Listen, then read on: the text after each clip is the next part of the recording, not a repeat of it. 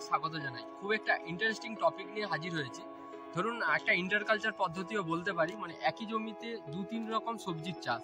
এটা খুব টেকনোলজির ব্যাপার। টেকনোলজি না থাকা সত্ত্বেও এইসব এলাকাতে যে ওনারা এই পদ্ধতিতে চাষবাস করছেন, এবং সবথেকে বড় কথা, কোনো ওষুধ ব্যবহার না করে ডাল যাতে না শুকায় তার জন্য আমরা কি ব্যবহার করতে পারি, কোনো 0 পয়সা খরচা করে ডাল না শুকিয়ে আমরা সেই চারাটাকে লাগাতে পারি। ইন্টারেস্টিং ব্যাপার রয়েছে, অনেকগুলো ইন্টারেস্টিং ব্যাপার এর মধ্যে রয়েছে। তো ইন্টারেস্টিং ব্যাপারগুলো জানতে হলে দাদার সাথে কথা বলবো। উনি নিজেই করছেন এই কাজটা, তো উনি নিজের মুখেই বলবেন। আমরা কিছু কোশ্চেন ওনাকে জিজ্ঞেস করব ওনার পরিচিতির মাধ্যমে। তো চলুন আপনারা স্টে থাকুন ভিডিওর মধ্যে, তাহলে সবটুকু বিষয় জানতে পারবেন। দাদা আপনার নাম? রবি হাসদা। বলুন আপনার বাড়ি? এটা ঠিকানা? ললিতাগঞ্জ। আর থানা?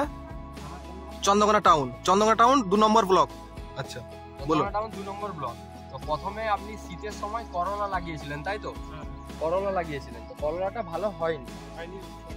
করলাটা মানে হয়নি, এখনো গাছ রয়েছে কিন্তু করলাটা ভালো হয়নি। এবারে গরম পড়ছে, হয়তো হতে পারে এটা গাছটা হয়তো আরো বাড়তে পারে এবং এর ফলটা আসতে পারে।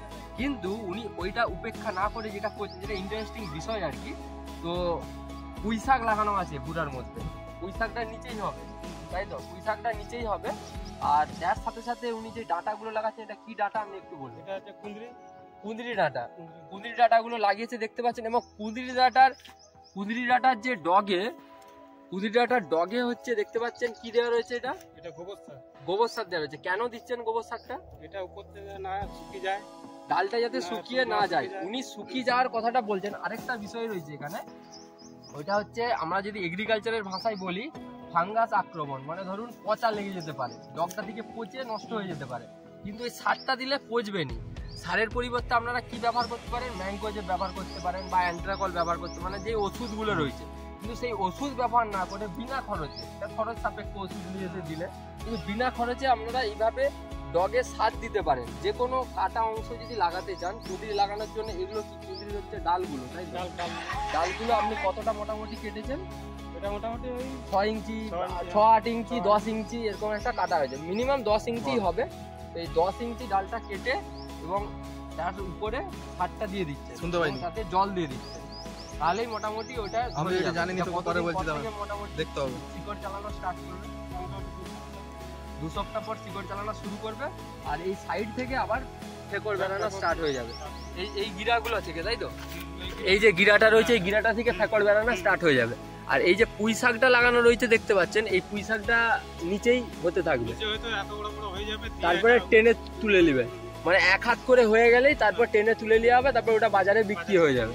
আর কুঁদরিটা উঠে যাবে। আর যদি করলা হয়, কুঁদরি উঠতে উঠতে হলো, না হলে কি করবে, যে করলার গোড়াগুলোকে কেটে দেওয়া হবে। করলাটা উপরেই শুকনা হয়ে গেল, তারপরে এবারে নিচ থেকে কুঁদরিটা এই মাচার উপরেই হয়ে গেল। ইন্টারকালচার পদ্ধতি যেটা বলছিলাম এগ্রিকালচারের ভাষায়, একই জমিতে একই এর মধ্যে 2-3 রকমের সবজি চাষ আর কি। মানে এর মধ্যে আপনি অন্য শাকও চাষ করতে পারতেন, এই মাদাগুলোনের মধ্যে মূলা শাক দিয়ে দিতে পারতেন, অন্য কোনো যে কোনো শাকও করা যেত। পুঁই শাকটাই করা কেন? পুঁই শাকটা আছে নিচে, আমরা ওটা এরকম। পুঁই শাকটার দাম কেমন রয়েছে বাজারে আপনার? এখন তো মার্কেট যাওয়া হয়নি তো। আচ্ছা, মার্কেট যাওয়া হয়, তাও মোটামুটি একটা দাম পাবেন। যে একই সবজি, এটা ধরুন আলাদা করে তো আপনার আলাদা জমিও লাগছে না, আলাদা কিছু লাগছে না, একই সারও লাগছে, একই সারেই লাগছে, একই সারেই চাষ হয়ে যাচ্ছে। আর কুঁদরিতে মোটামুটি খরচ কেমন হয়? খরচ সেরকম নাই, কুঁদরি খরচ কম, অনেক কম। খরচাও কম, অন্যান্য কুঁদরির তেমন দামের পরিমাণটাও কম, কুঁদরির তো দাম বেশি হয় না, আমার ফলনটা বেশি, ফলনটা অনেক। আপনাকে অসংখ্য ধন্যবাদ এই পদ্ধতিটা সবাইকে দেখানোর জন্য, যে এই পদ্ধতির মাধ্যমে আপনারাও চাষ করতে পারেন। এবং গোবর সার, যেটা পুরনো পদ্ধতি, গোবর সারটাকে ব্যবহার, এই গোবর সারটা এইভাবে ব্যবহার করতে পারেন। তো চলুন আবারও আসবো আমরা নতুন নতুন ভিডিও করার জন্য। আপনার কুঁদরি গাছ হোক, তারপর একবার এসে কুঁদরি কেমন কি হচ্ছে সেটা নিয়ে যাব। তো আপনাদের সকলকে অসংখ্য ধন্যবাদ এতক্ষণ ধরে দেখার জন্য। আর ভিডিওগুলো শেয়ার করুন, কারণ এই ধরনের কৃষকরা যারা চাষের দিকে আসছে, যাতে সকলে জানতে পারে এরা কত কষ্টের সঙ্গে চাষ করছে এবং কতটা টেকনোলজি ব্যবহার করছে চাষের ক্ষেত্রে, সেটা জানা অবশ্যই প্রয়োজন। তো চ্যানেলটি সাবস্ক্রাইব করে রাখুন ও পাশে আসা বেল আইকনটি অন করে রাখুন। আবারও দেখা হচ্ছে নতুন কোনো ভিডিও নিয়ে আপনাদের সামনে।